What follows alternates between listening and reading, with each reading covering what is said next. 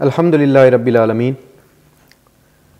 वस्सलातु वस्सलामु अला सय्यदिल अंबिया वल मुरसलीन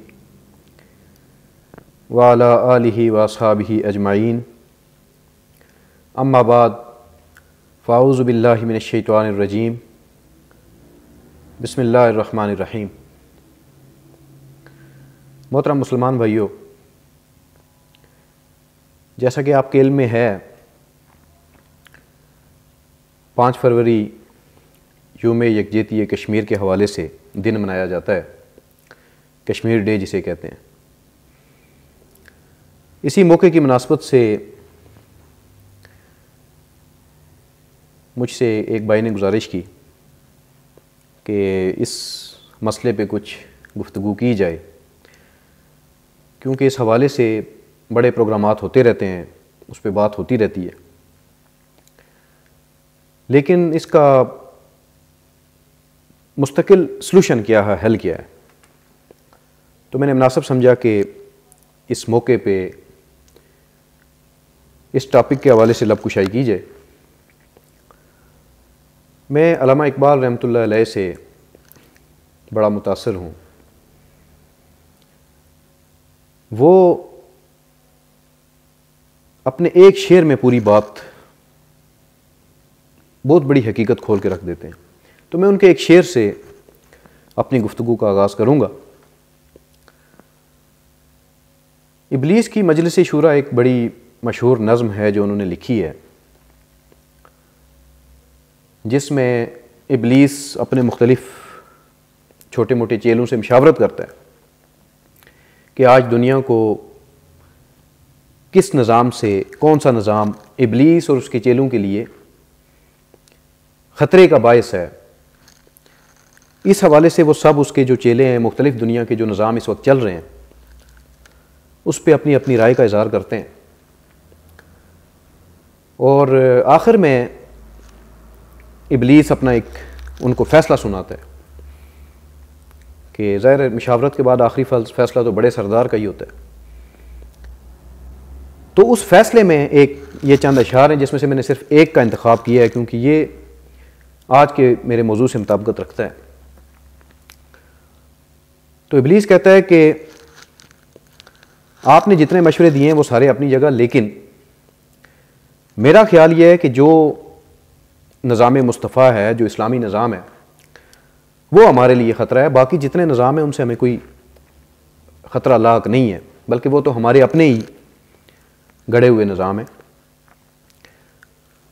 तो उसमें एक जो शेर इब्लीस कोट करता है इस हवाले से, यानी अपनी मशावरत में जो फ़ैसला सुनाता है या अपनी जो बात करता है, तो वो कहता है कि हर नफस डरता हूँ इस उम्मत की बेदारी से मैं, हर नफस डरता हूँ इस उम्मत की बेदारी से मैं, है हकीकत जिसके दी की एहतसाब कायनात।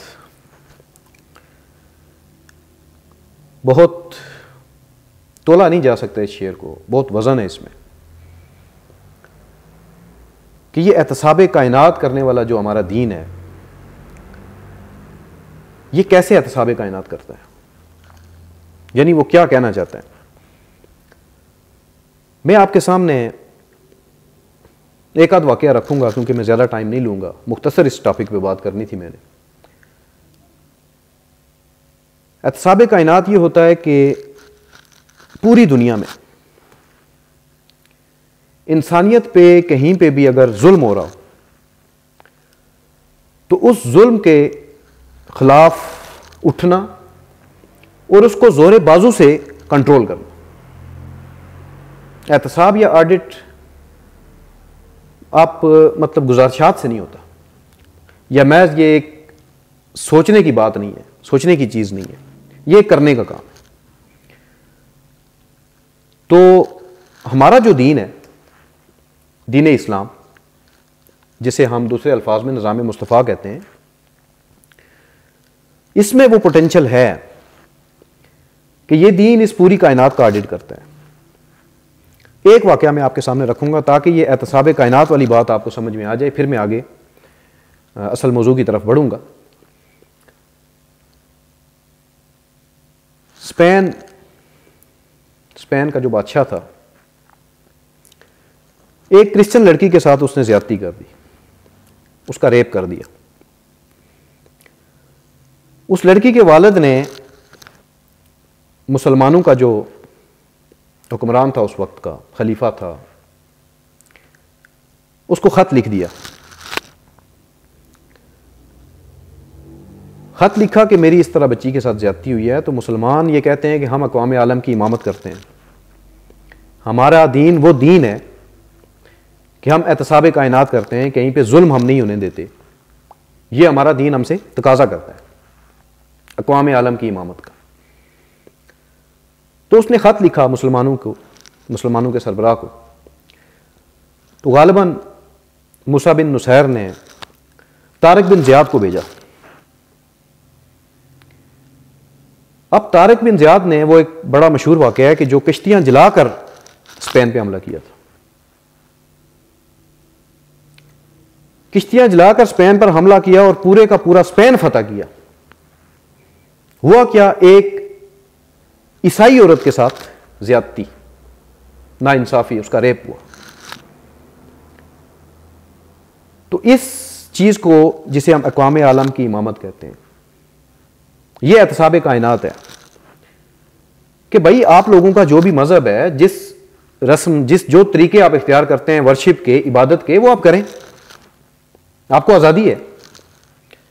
हम आपके चर्चों की भी हिफाजत करेंगे, आपके मंदिरों की हिफाजत करेंगे, आपके जितने भी मजहबी मुकद्दसात हैं उनका ख्याल रखेंगे, उनकी हिफाजत करेंगे।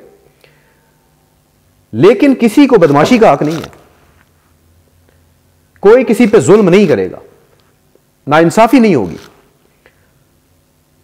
तो दूसरे अल्फाज में आज जो ठेका मगरब ने उठा रखा है, अक़वाम मुत्तहिदा जिसे कहते हैं, या अमेरिका ने जो बेड़ा उठा रखा है, कि वो भी ये कहता है कि हम आलमी अमन के दाई हैं, दुनिया को हमने कंट्रोल किया हुआ है, इंटरनेशनल कोर्ट ऑफ जस्टिस बनी हुई है कि कहीं किसी पे जुल्म हो तो वहां पे अपील किया जा सकता है, इंटरनेशनल लॉ बना हुआ है। लेकिन हालात ये हैं कि देखें आपके सामने फ़लस्तीन में क्या हुआ, या कश्मीर का मसला ये जो 77-78 सालों से बना हुआ है, ये भी आपके सामने है। तो क्या वो लोग ये चीज डिलीवर कर रहे हैं या मुखलिस हैं मुसलमानों के साथ? सवाल ही पैदा नहीं होता। गैर मुस्लिम किस लिए हमारे साथ मुखलिस होंगे, या हम उनसे क्या उम्मीद रखें? क्योंकि इस वक्त वो अक़वाम आलम की इमामत कर रहे हैं। ये बात हम तस्लीम करें या ना करें, ये एक हकीकत है। इस वक्त अक़वाम आलम की इमामत उनके हाथों में, हम उस चीज से महरूम हैं। हम अपने मसाइल के हल के लिए क्या करते हैं, उनका जाके दरवाजा खटखटाते हैं कि जी हमारा ये मसला है, इसको हल किया जाए, हमारे ऊपर जुल्म हो रहा है, इस जुल्म के खिलाफ आप कुछ करें। और सिर्फ यही नहीं, हम एक बकारी कौम है, गुलाम कौम है, महकूम कौम है। कशकोल उठाए आए रोज उनकी चौखट पे खड़े होते हैं कि आपके डॉलर नहीं आएंगे तो हमारा मुल्क नहीं चल सकता। अब मुझे बताएं कि हम क्या हल निकालेंगे? क्या हम इस काबिल हैं कि हम कहें कि हम मसला कश्मीर का कोई हल निकाल लेंगे या मसला फ़लस्तीन का कोई हल निकाल लेंगे? भाई गुलामों की कौन सुनता है? आज हम जिस हालत में हैं, यानी एक वक्त ऐसा था जो मैंने वाकया आपके सामने रखा कि हम एहतसाब कायनात करते थे, दुनिया में कहीं पे भी किसी पे जुल्म नहीं होने देते थे, नाइंसाफी नहीं होने देते थे, ज्यादती नहीं होने देते थे, हम हर एक की जान, माल और आबरू के माफिज थे।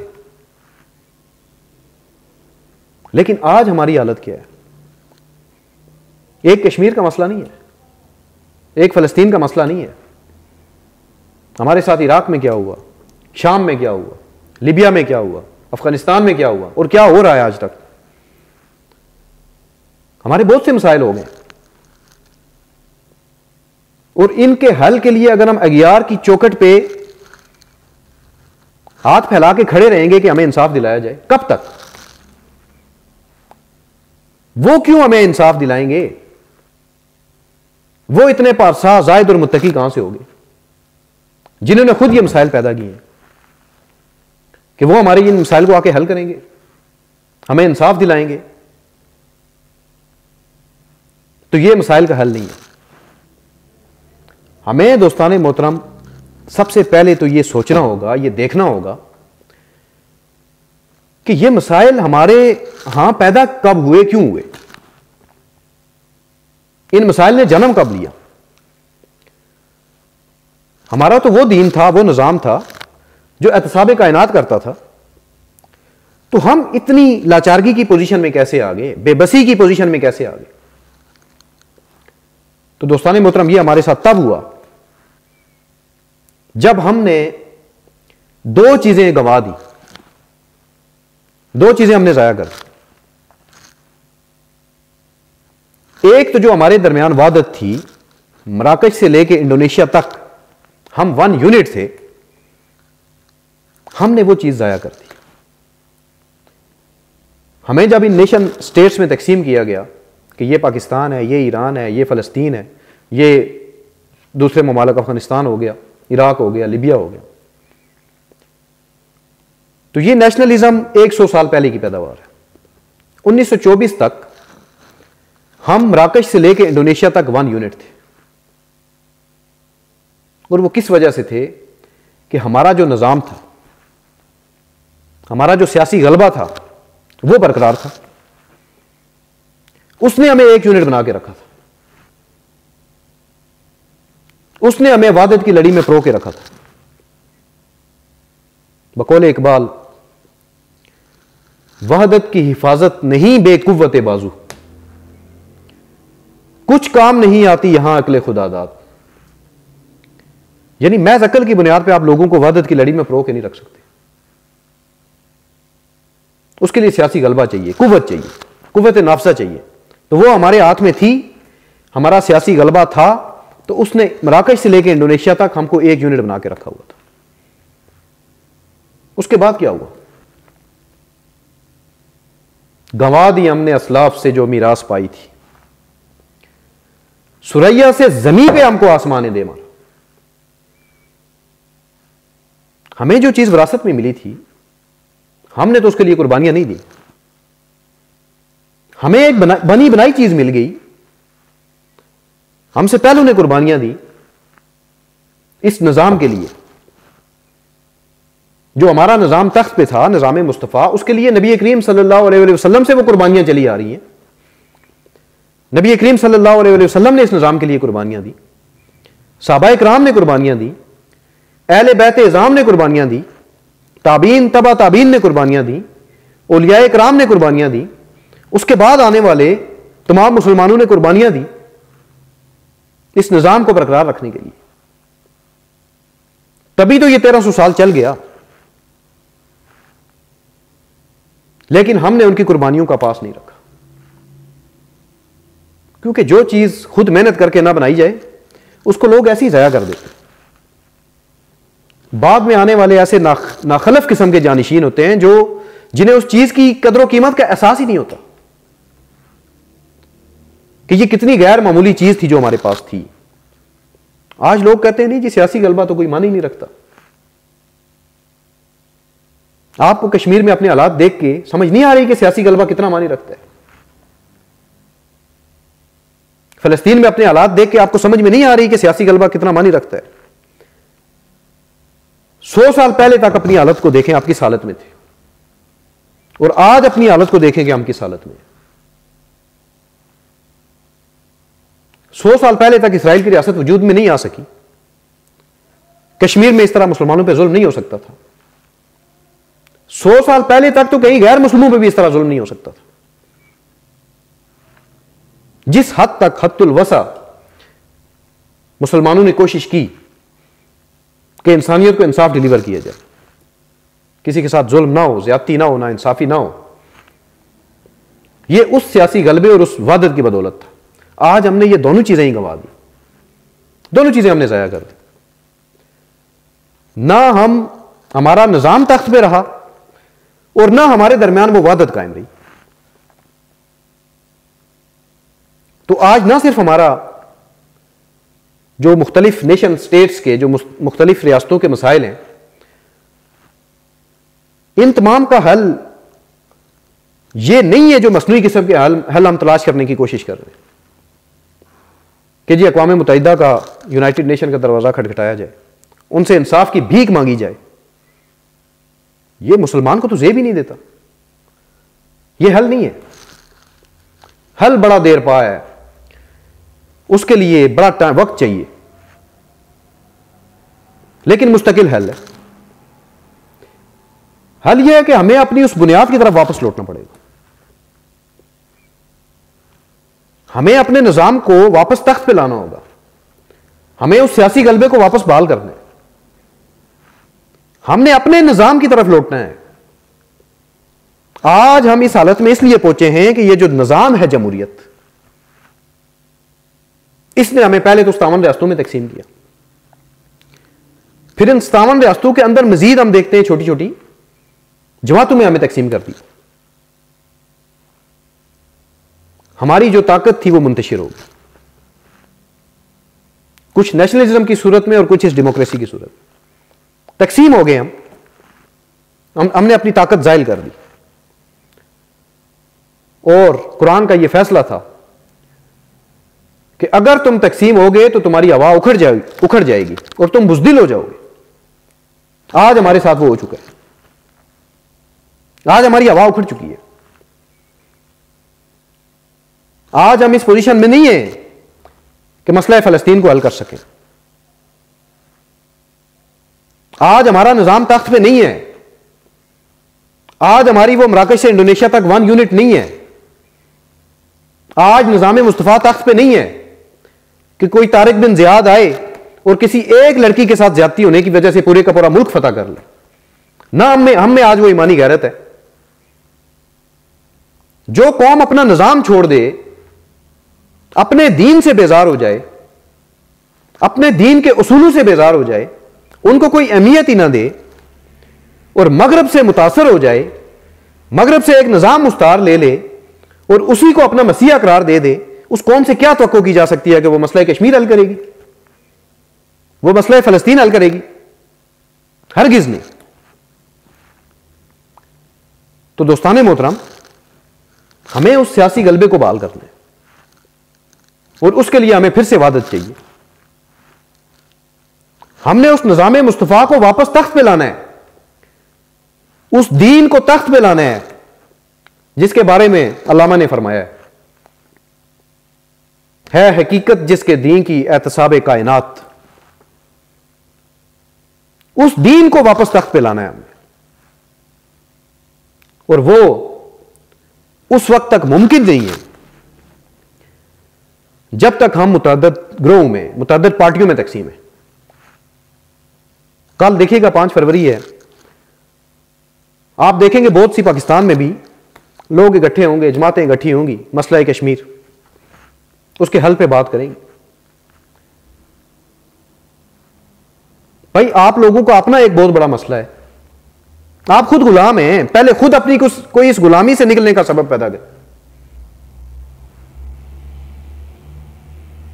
दर्जनों जमातों में, दर्जनों ग्रोहों में कौम को तकसीम करके आप मसला कश्मीर हल करने चले।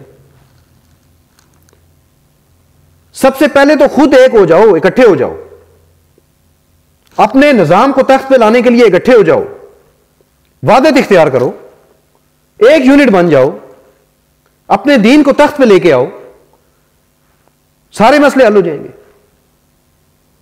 आपके भी मसले हल हो जाएंगे, फलस्तीन का भी हल हो जाएगा, कश्मीर का भी हल हो जाएगा, इस पूरी उम्मत के मसले हल हो जाएंगे। लेकिन नहीं, एक तसन्नो है, एक मसनूईपन है, खाम खा की तकरीरें, खाम खा के नारे। ये जितने मसाइल इस वक्त हैं, ये हमारी वजह से हैं, ये हमारे लीडर्स की वजह से हैं। ये अवाम को सही राह नहीं लगा रहे, उसको डायरेक्शन नहीं दे रहे कि भाई ये निजाम हमारा निजाम नहीं है डेमोक्रेसी। जब तक हमने इस निजाम को, इस सिस्टम को इख्तियार कर रखा है, हमारे मसाइल हल नहीं होंगे। ये बात नहीं बताते।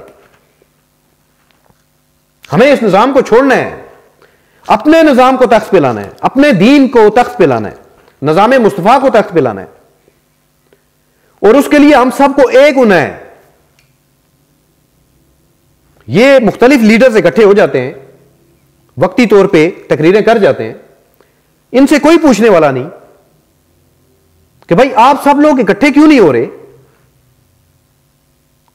सब मिलके क्यों नहीं अपने अपने दीन की बात कर रहे, अपने निजाम को क्यों नहीं तख्त पे ला रहे, क्यों इस एक ही मकसद के लिए आपने अवाम को सैकड़ों जमातों में तकसीम कर दिया, अपनी ताकत को मुंतशिर कर दिया, अपनी इज्तिमाइयत को कमजोर कर दिया है। किस लिए बना रखी हैं ये इतनी जमातें? मसला कश्मीर तो बाद में हल करोगे, पहले अल्लाह और उसके रसूल की तरफ लौटो, पहले तौबा करो, इस्लाह करो, अपनी वादत इख्तियार करो, इकट्ठे हो जाओ, अपने निजाम की बात करो, उसको तख्त पे लेके आओ। ये तो आप करते नहीं है, ये आपका फर्ज है बुनियादी, ये आप अदा करते नहीं है। और ये कश्मीरी मुसलमानों का भी यही हक है कि भाई सब मिलके अपने निजाम की बात करो, अपने दीन को तख्त पे लाने की बात करो। ये तमाम मुसलमानों के लिए है ये दावत, ये किसी खास तबके के लिए नहीं है।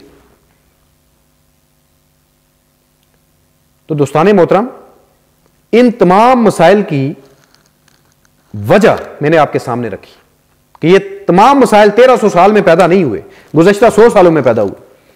जब हमारी वादत टूटी, जब हमारा सियासी गलबा बरकरार ना रहा, उसके बाद ये पैदा हुए। और ये तब हल होंगे जब हम दोबारा वो वादत इख्तियार करेंगे, वन यूनिट बनेंगे, वापस अपने दीन को तख्त पे लाएंगे, अपना सियासी गलबा बहाल करेंगे। वरना ये मसाइल हल होने वाले नहीं है। ये अगियार की चौखट खटखटाने से ये मसले हल नहीं होंगे। तो हमने उस सियासी गलबे को बहाल करना है, वापस अपने निजाम को वापस तख्त पे लेके आना है। हम उसी के लिए तो जद्दोजहद कर रहे हैं। और उसके लिए हमारी जितनी ये जमातें हैं, ये जितनी तहरीकें हैं, जो अलग अलग प्लेटफॉर्म्स पे रह के गलबा दीन का नारा लगा रहे हैं, अकामत दीन का नारा लगा रहे हैं, दीन तख्त पे लाने का नारा लगा रहे हैं, शरीयत के नफाज का नारा लगा रहे हैं, तब्दीली का नारा लगा रहे हैं, रियासत मदीना का नारा लगा रहे हैं, मुख्तलिफ नारे लगा रहे हैं। तो इन सब को एक होना होगा,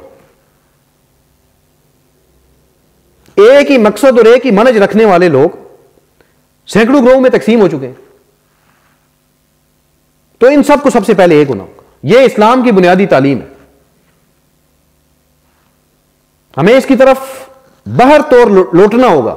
अगर हम नहीं करते तो हमें इसकी कीमत चुकानी होगी, और वो हम चुका रहे हैं, गुलामी की सूरत में, महकूमी की सूरत में। यह अल्लाह के अजाब की एक शक्ल है हमारे ऊपर। इस तकसीम को अल्लाह ने अपने अजाब की एक सूरत करार दी है। तो हम सबको एक होना होगा अपने दीन को तख्त पे लाने के लिए, सियासी गलबे को बहाल करने के लिए। और उस एक होने की एक ही सूरत है, एक ही सूरत है उस एक होने की, कि अपनी अपनी इन तहरीकों को, अपनी अपनी इन जमातों को, अपनी अपनी इन पार्टियों को उम्मत मुस्लिमा में जम करने वापस।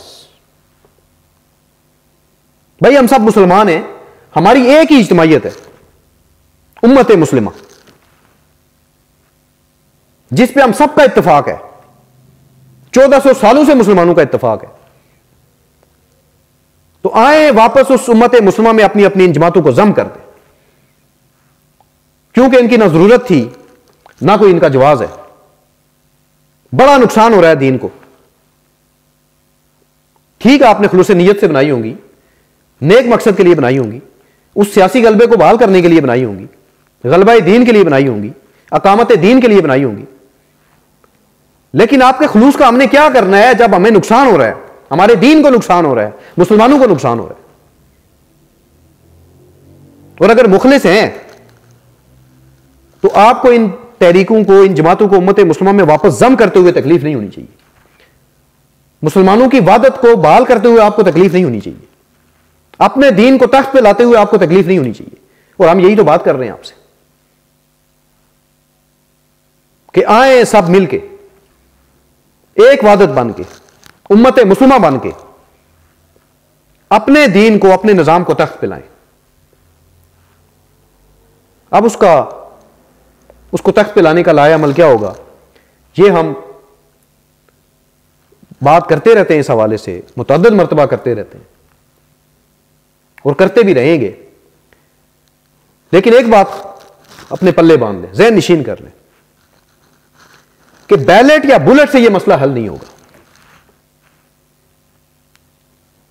अपने निजाम को तख्त पे लाने के लिए जो पिछले 78 सालों से आपने ये फरसूदा तरीके अपना रखे हैं और 78 साल से आप तजर्बे कर रहे हैं और अक्ल को हाथ नहीं मार रहे कि बैलेट और बुलेट से यह काम नहीं होगा। भाई, आप रियासत के खिलाफ असला उठा के निजाम तब्दील नहीं कर सकते और ज्यादा सीटें और ज्यादा वोट लेके ये इलेक्शन आपके सामने गुजरा, आप निजाम तब्दील नहीं कर सकते। तो तरीका भी हम बताएंगे, लाए अमल भी देंगे, रोड मैप भी देंगे, हर चीज है हमारे पास। सबसे पहले दीन की इस बुनियादी तालीम की तरफ तो लौटो। अगर आप अल्लाह और उसके रसूल की बात को कोई अहमियत नहीं दे रहे तो हमारी बात क्या माने रखती है। हम आपके सामने 2 और 2 4 की तरह लाया अमल रख भी दें तो आपने तो उसको किसी खातर में ही नहीं लाना। तो आप तैयार तो हो जाएं, कोई काबिल हो तो हम शाने कई देते हैं, ढूंढने वालों को दुनिया भी नहीं देते। हम तो माइल बकरम हैं, कोई साइल ही नहीं, राह दिखलाएं किसे, रह रवे मंजिल ही नहीं। तरबियत आम तो है, जोहरे काबिल ही नहीं, जिससे तामीर हो आदम की ये वो गिल ही नहीं। हम क्या करें?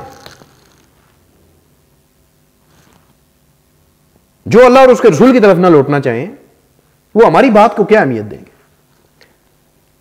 तो दोस्ताने मोहतरम, अगर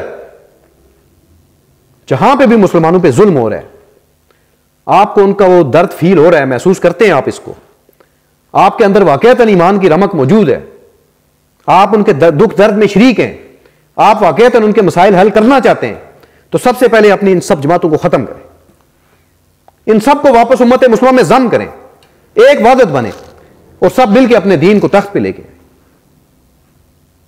ताकि पता चले हां वाकई तुम मुखलिस हो, वाकई मुसलमानों का दर्द आपको फील होता है, महसूस होता है इस चीज का। वरना ये सब ड्रामेबाजी बंद होनी चाहिए। ये ड्रामेबाजी आए रोज तकसीम करके मुसलमानों को एक मसनूई किस्म की बातें की जाती, असल हल की तरफ कोई नहीं आता, मुस्तकिल हल की तरफ कोई नहीं आता, कुरान और सुन्नत की तरफ कोई नहीं आता। तो फिर भुगतो। अल्लाह तबारिक व तआला हमारे हाल पे रहम फरमाए और हमें कमा हक़्क़ुहू अपने उस दीन की तरफ लौटने की तौफीक अता फरमाए। है हकीकत जिसके दीन की एहतसाब कायनात